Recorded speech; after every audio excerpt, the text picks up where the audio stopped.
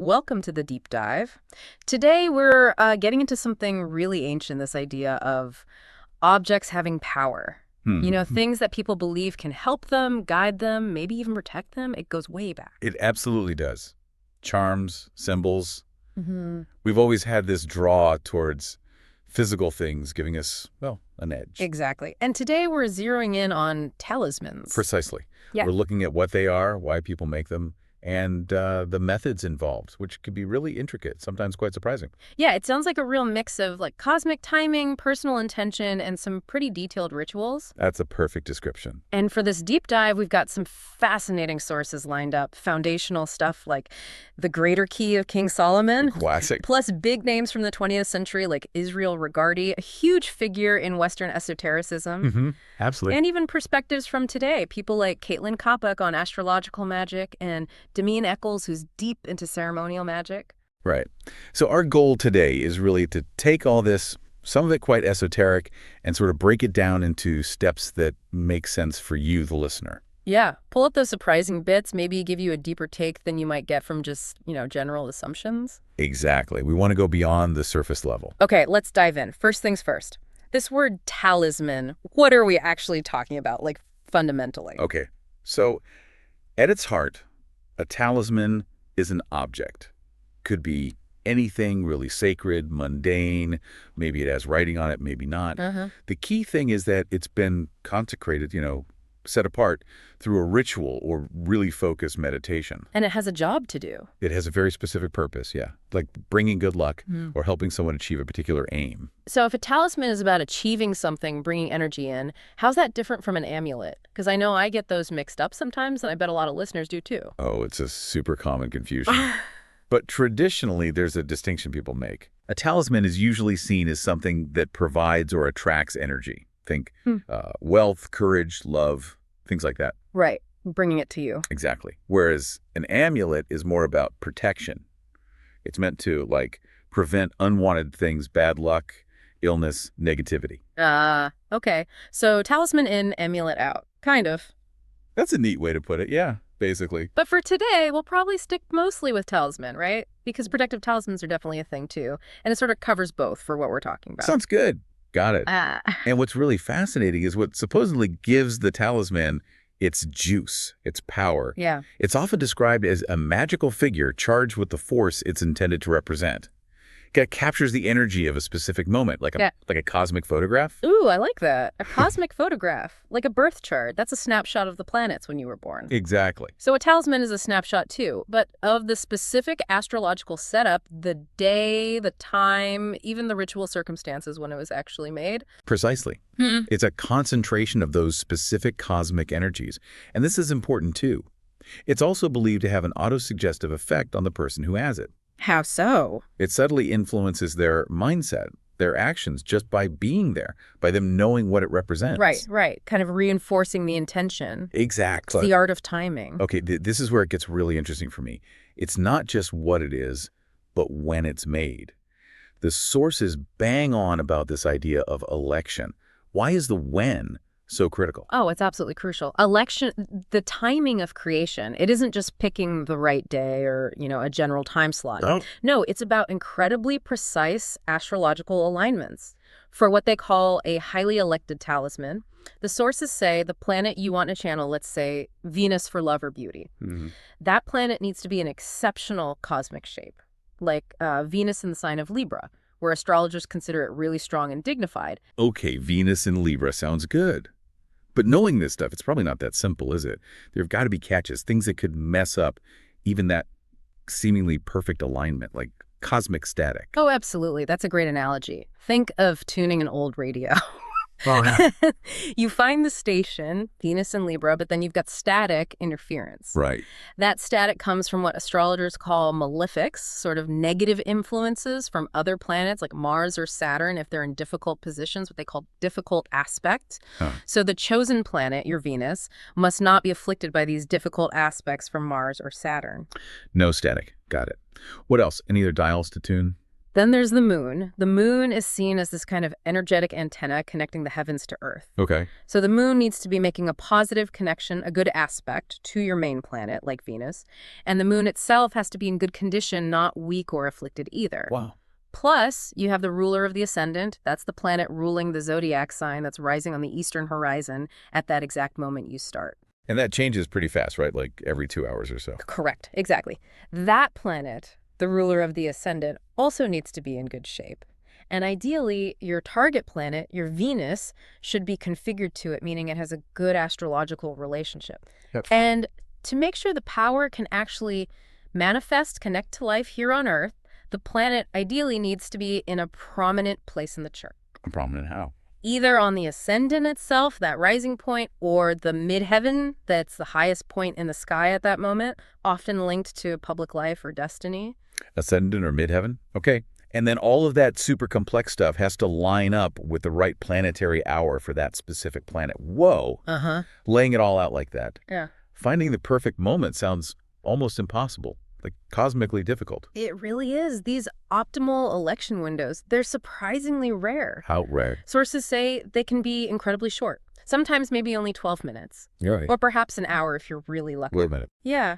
And for certain planets or very specific intentions, these perfect moments might not even happen every single year. Seriously, Mm-hmm. not every year. That means for you, the listener, trying to get a truly powerful, highly elected talisman, it's incredibly rare. It's like, I don't know, winning the cosmic lottery. You've really nailed a key point there. It takes huge patience, real dedication. Wow. People might wait years to, as one source beautifully puts it, cherry pick the finest window of time. Cherry pick the finest window. It really shows that these potent talismans aren't just whipped up on a whim. They come from deep knowledge and immense patience. That definitely puts them in a different light, gives you a whole new level of respect for the process. Mm-hmm. But okay, for simpler things, maybe, or for people just starting out, there are broader timing rules, aren't there? Things that are a bit more manageable, like the planetary days and hours. Yes, absolutely. That's kind of the foundational layer, and it's a good place to start understanding the basic rhythm. Each day of the week has its traditional planet. Monday is the moon, Tuesday is Mars, Wednesday's Mercury, Thursday's Jupiter, Friday is Venus, Saturday is Saturn, and Sunday belongs to the sun. Right, that's the basic framework most people might know. And the hours, the magical hours within the day. Okay, so you take the time from sunrise to sunset on any given day. Then you divide that period into 12 equal parts. Equal parts of daylight, not necessarily 60 minutes each. Exactly, because daylight hours change with the seasons. Now, the very first hour, right after sunrise, belongs to the planet of that day. Huh? So the first hour of Monday is the moon's hour, the first hour of Tuesday is Mars's hour, and so on. Then they cycle through in a specific traditional order for the rest of the day and night. Okay, that sounds a bit more accessible for you to work with if you're just starting. It's definitely more manageable, yeah. A good starting point. Making the talisman. So let's say you found your when. Maybe it's that super rare 12-minute window, or maybe it's just the right planetary day and hour. How do you actually make the thing? What about materials? Does it have to be silver or gold or something fancy? Well, interestingly, no, not necessarily. A talisman can be made from almost anything. Really? Yeah, the sources mention all sorts of things. Yeah. A ceramic rabbit, even a lump of sugar in one example, Sugar. Wow. or more traditional things like stone, paper, metal. Of course, there are traditional associations. Yeah. Silver for the moon, gold for the sun, iron for Mars, tin for Jupiter, copper for Venus, lead for Saturn. Right, those correspondences. Virgin pragnant was also really common historically. Okay. But what seems really stressed in the source is that making it yourself, personally manufacturing it, can make it much more meaningful and effective. That makes perfect sense, yeah. Because you're putting your own energy, your intention directly into it, right? Regardless of whether it's gold or just, paper. Absolutely. Your own energy definitely boosts it. Now, design-wise, this idea of sigil keeps coming up. What is a sigil exactly, and how do you make one? Okay, so a sigil, it's essentially a symbolic signature, like a condensed image that represents your desire, your intention, almost like a picture of your goal. Kind of, yes. That's a good way to put it. And one popular method for creating them, which Demain Eccles describes, comes from the Golden Dawn tradition. It uses a tool called the Rose Cross Sigil Creator. The whole idea behind it is that your subconscious mind, the deeper part of you, understands images and symbols much better than, say, linear words. Like dreams. Exactly. Think about dreams. They're all images, feelings, symbols. Your unconscious speaks that language. So a sigil is basically translating your conscious desire into that symbolic language. Okay, so how does this rose cross thing help you do that translation? How does it work? Right. You take your word or concept, maybe it's protection or creativity, and you simplify it visually using this diagram. You put tracing paper over the rose cross diagram, which has English letters arranged around its petals in a specific way. Okay. You start by drawing a little circle on the tracing paper, right over the first letter of your word. Got it. Then you draw lines connecting that letter to the next letter in your word, just following the path on the rose cross diagram. And you keep doing that for all the letters. So you're basically spelling out the word in lines on the diagram, tracing a path. Precisely. And when you get to the last letter, you usually add a little crossbar or short line at the end, just to signify the sigil is finished. Oh, okay. And the cool thing is, once you've got that basic shape traced out, you can then redraw it however you like. Yeah. Make it bigger, smaller, stylize it so it looks cool or fits nicely on your talisman. The core shape holds the intention. That's actually a really practical step-by-step method for you, the listener, to translate words into symbols. Neat. It's quite straightforward. Now, besides these unique personalized sigils, what other kinds of traditional symbols might you find on a talisman? Oh, there's a whole toolbox you can draw from. Magic squares are a big one. Magic squares, like the number grids. Exactly. Grids of numbers where sigils can be derived from the numerical values of letters, often Hebrew letters, using systems like the Kabbalah of 9 chambers. So it's kind of like numerology meets geometry on a grid. That's a great way to describe it, yes. Each planet has its own specific magic square with unique size. Saturn's is 3 by 3, Mars is 5 by 5, the Sun is 6 by 6, and so on. You map the letters of, say, an angel's name onto the square using their number values, and the path you trace creates a sigil associated with that name or force. Fascinating. Okay. And what about actual words or inscriptions? They seem pretty central in a lot of historical examples. Absolutely fundamental. Traditionally, you'd see things like biblical names of God, names of angels, spirits, often inscribed in Hebrew, Latin, or Greek. The classical magical languages. Right. And there's this really powerful idea called scriptural authorization. Scriptural authorization. What's that?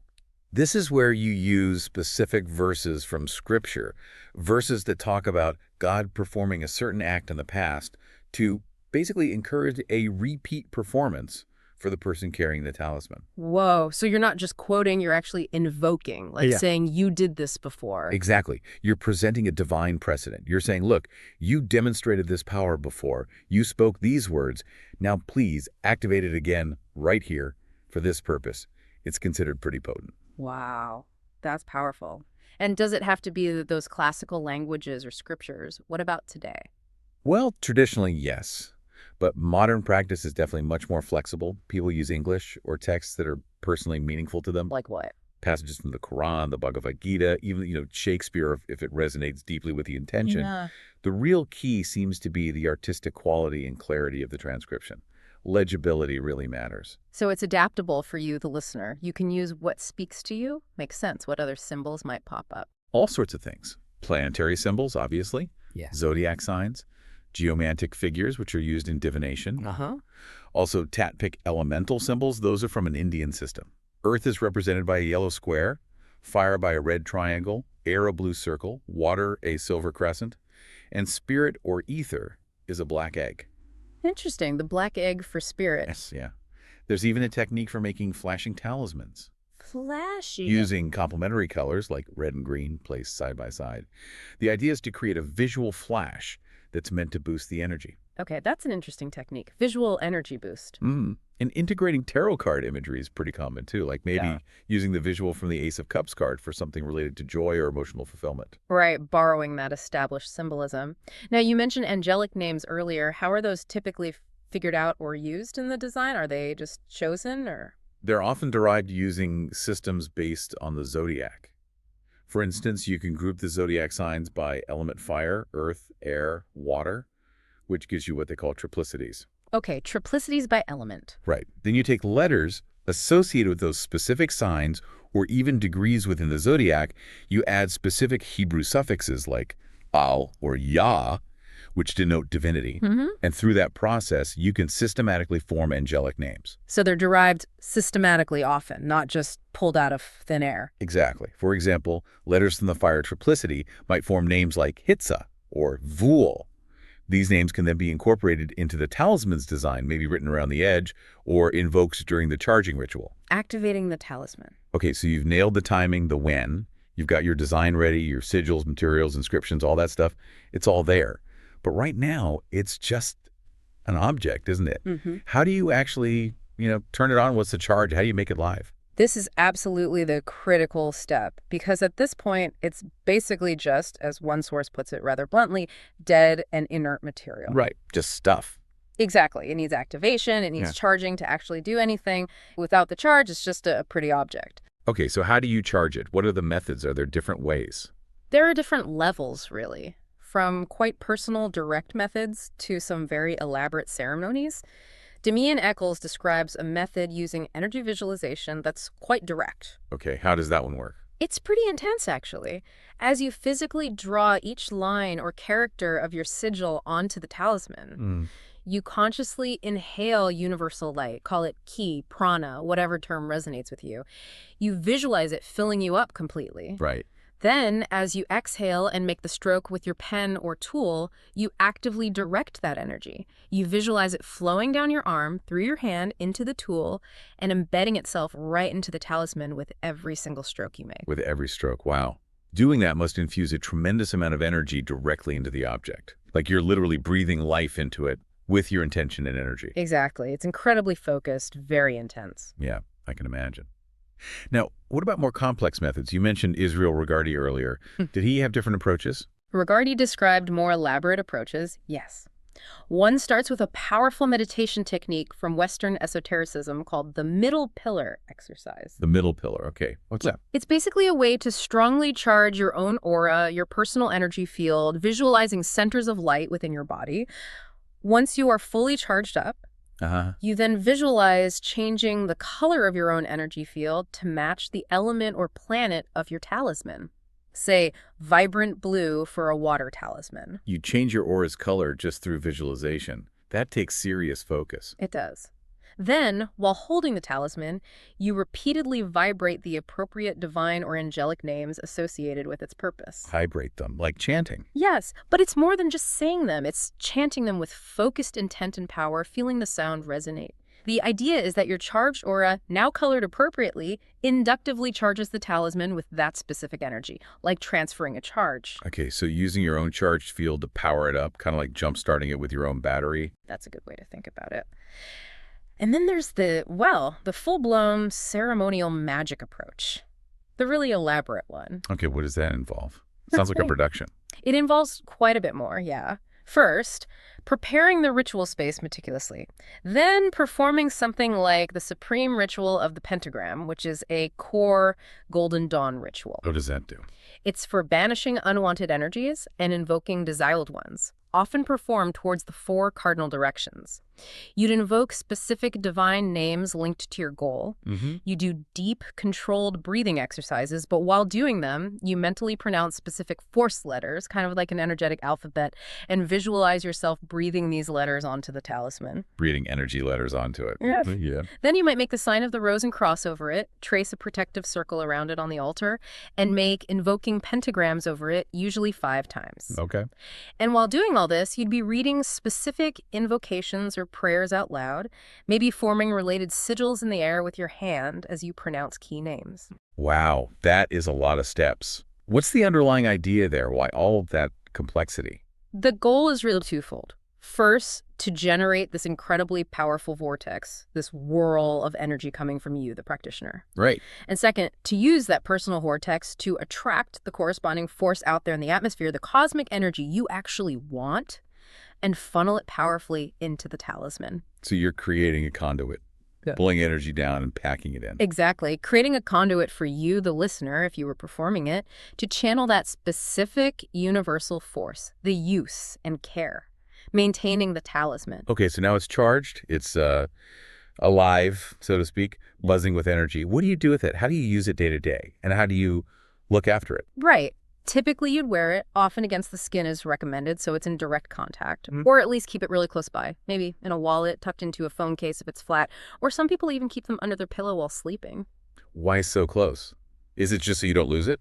Well, partly practicality, but it's more for its constant presence and that autosuggestive effect we talked about. Uh, The idea is it's always subtly working, both energetically interacting with your field and on your subconscious, keeping the intention active. okay, so people might use them daily? Yeah, some people use them daily to maybe balance out challenging aspects in their astrological birth chart, or just to keep that specific intention front and center in their mind. And is it like create it, charge it, and you're done? Set it and forget it? Or does it need upkeep, like changing the oil in a car? Huh. Well, maybe not changing the oil, but it definitely needs care, like any energetic tool. There's often talk of an incubation period right after it's made and charged. Incubation, like letting it settle. Exactly. Maybe for a full lunar cycle, like 28 days. And what happens during that incubation time? You generally keep it undisturbed, maybe wrap it up, keep it away from bright light. The idea is to let the charge really settle in, integrate fully into the material without any interference. Okay, let it stabilize. And for ongoing maintenance, yeah, recharging might be needed eventually. Depends on the talisman and how it's used. How do you recharge it? Do you have to do the whole ritual again? Not always. Sometimes that just means letting it rest again, maybe in a quiet, dark place for a while. Or you might place it on an altar dedicated to the same planetary energy to kind of top it up. They're often called portable magic or even batteries. A magical battery pack. Mm-hmm. I like that. Ready to use when you need a boost, but maybe you don't have time for a full, complex ritual? Precisely. You can draw on that stored energy when you need it. Now, something else the sources mentioned that's really relevant here. Talismanic materia. Ah, yes. How do those fit in? Especially since, as you said, finding those perfect election windows is so darn hard. How do these other substances help with that? This is a really fascinating and honestly quite practical aspect for you, the listener, because you're absolutely right. Those perfect windows are super rare. So talismanic materia, things like specific herbs, gemstones, metals, sometimes even more carefully prepared animal parts, historically, they can act almost like a workaround for the timing issue. A workaround. How? That sounds incredibly useful. Well, think about it. These materials themselves can be harvested or collected or prepared during their own perfect astrological windows. So the material already holds the energy. Exactly. The herb or the stone already embodies that ideal celestial energy because of when it was gathered or made. It's like a bottled election or maybe a celestial supplement. But bottled election, I love that. So you can use that material, which is already charged with the right energy, to bring that specific quality into your working, even if the current stars aren't perfect for your main ritual. Exactly. So even if the planets aren't aligned right now for, say, Jupiter magic, Right? you could use materia associated with Jupiter, maybe tin, or specific herbs harvested under a strong Jupiter influence within your current ritual. It lets you sort of compound the energy, build its strength, even incorporate it into other kinds of spell work. Yeah. It's a really powerful way to kind of hack the timing issue. Ah. That's a huge insight, actually. A real game changer for anyone trying this practically. Disposing of a talisman. Okay, so what about when the talisman's job is done? Or maybe you just feel it's time to move on from that particular intention. How do you release its energy? You don't just toss it in the bin, right, after all that. No, definitely not. You treat it with respect. The most commonly recommended method, surprisingly perhaps, is actually burning it. Burning it? Yeah. Wow, after all that work to create and charge it, that feels counterintuitive. It does, but there's a deep symbolism there. It's often compared to the practice of Tibetan monks creating intricate sand mandalas. Ah, You put immense effort, focus, intention into creating this beautiful, charged thing, and when its purpose is fulfilled, you respectfully disperse it. You release that accumulated energy back into the universe, letting it return to the source. It completes the cycle. okay, I can see the symbolism there, the cycle of creation and dissolution. Exactly. And some sources suggest adding just a single drop of ebromelon oil. That's a traditional sacred anointing oil to the talisman just before you burn it. Why do that? It's said to enhance the release, to give it one final focused burst of energy towards its completed goal as it disperses. Ethical considerations and advice for the curious. Right. Okay, we've covered a lot. The what, the when, the how, the use, the care, even the release. If someone listening is intrigued by all this, and maybe wants to explore making a talisman themselves, what are some key principles or pieces of advice from the sources? What should they keep in mind? Okay, first big one, definitely for you if you're starting out, start simple, especially if you're new or maybe a bit unsure. Simple how? Use materials that aren't precious, that are easily replaceable. Paper is great. A simple stone you find that you can break or bury later. Don't feel you have to jump straight into engraving silver on your first try. Good advice. Takes the pressure off. Less intimidating. Exactly. And preparation seemed absolutely vital, didn't it? Especially with those potentially very tight time windows. Yeah, definitely. So plan your workspace beforehand. Think about how you'll dress. The sources actually mention dressing for the planet you're working with. Dressing for the planet. Seriously. Like, what? Wear blue for Jupiter. Something like that. Jupiter's associated with priests, dignity, so maybe wear something respectful, maybe even formal. Venus is linked to beauty, elegance. Saturn is more austere, maybe darker colors. Okay. One source even amusingly suggests maybe something. Well, maybe a bit stinky and covered in ash, if you're really embracing that intense Saturnian hermit vibe. Okay, maybe not that far. So for Jupiter, iron my robe. For Saturn, maybe skip the shower that morning. Love it. That's brilliant. Well, maybe not quite that extreme, but the idea is to align yourself, your whole being, with the energy you're trying to invoke. Right, get in the zone. Definitely. An energetic cleansing of yourself and the space beforehand is almost always recommended. Ritual baths are often mentioned. Clear the decks before you start. Makes sense. Get rid of any interference. And the ritual flow itself, is there a general pattern people follow? Usually, yeah. It often starts with setting the mood. Lighting candles first, then burning appropriate incense to purify and consecrate the space. Okay. Ambiance and cleansing. Then you typically do some kind of exaltation or invocation of the planetary power you're working with, praising its qualities, its nature, really connecting with it. Get in tune with it, feel it. Exactly. And then you state your specific request. Clearly articulate what you want the talisman to do. And this should come from the heart. It's sometimes called prayers from the altar of the heart, spoken with real feeling, real conviction. Nice. I like that phrasing. And given those potentially super narrow time windows we talked about, what about the actual design? Getting complex symbols right under that kind of pressure sounds tough. It is. That's why it's highly, highly recommended to pre-draw any complex designs. Have your final pattern completely worked out and ready to go on paper beforehand. So you're not trying to figure out the lines or remember the sigil during that precious 12-minute window. You're just transferring it. Exactly. It takes a huge amount of pressure off. You can then focus on the energy work, the charging, the intention, not fumbling with the drawing itself. Smart. And clarity really matters. Sure. Make sure any inscriptions are legible, lines are clean and clear. Messiness or mistakes can apparently distort or even nullify the intent. Precision counts. Okay, precision. Got it. Now, what about the ethics of it all? Using this kind of focused intention, this kind of power. Any warnings? That's a really important point. There's a strong caution, especially in older texts like the Greater Key of King Solomon, about not misusing this knowledge. Don't use it for harmful purposes or illicit aims, things like that. Why not? What's the traditional warning? What happens if you do? The warning is essentially that the beneficent angels or the positive forces you're calling upon might get weary of unethical demands. They might just stop responding. Or worse, some traditions warn it could backfire on the practitioner. The core message is really about integrity. Your intention shapes the outcome. And using this kind of practice for negativity, it's not advised. Wield the power responsibly. Got it. Integrity is key. And for someone developing their own style, maybe experimenting, two things seem to stand out for you, the listener. Consistency and personal creativity. Absolutely. Use a consistent system for things like numerology or deriving names. If you use Hebrew gematria for one part, stick with it for that operation. Don't just mix and match systems haphazardly within the same working. Right, keep it coherent. And don't just be a slavish imitator, as one text puts it. Don't just copy old diagrams without understanding or connection. Tap into your own ingenium, your innate creativity, your intuition when designing. Your own spark. Yeah, your personal touch, your unique connection to the symbols and the intention can actually make the talisman more powerful for you. Make it your own. For you. Yeah, that makes sense. Any final little practical tips? Like what do you do with sketches or rough drafts? Yes. Actually, a small but significant detail came up.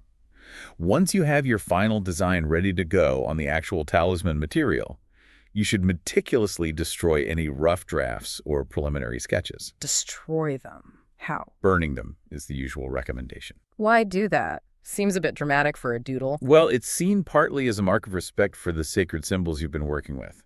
Ensures there are no half-formed intentions or, like, energetic loose ends left lingering around. Okay. Tidying up energetically. Kind of. And maybe most critically, the sources really emphasize don't even attempt the more complex versions of this without getting familiar with the underlying philosophy first, particularly the occult and philosophical principles behind things like the Kabbalah. So do your homework, understand the foundations before you try to build a house. Exactly. Lay the groundwork. Outro. Wow, this has been quite the journey, hasn't it? A real deep dive into the history, the incredibly detailed creation, the critical timing, the charging, the using, all aspects of these talismans. It really has. It's this amazing mix of like cosmic clockwork, really specific rituals, and deep, deep personal intention. It truly is. And we really hope this whole exploration has given you, our listener, a unique window into what is, let's face it, a pretty complex magical practice.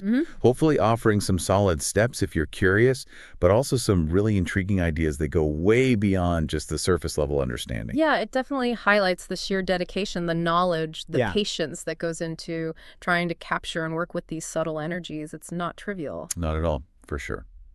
So maybe the final thought to leave you with is this.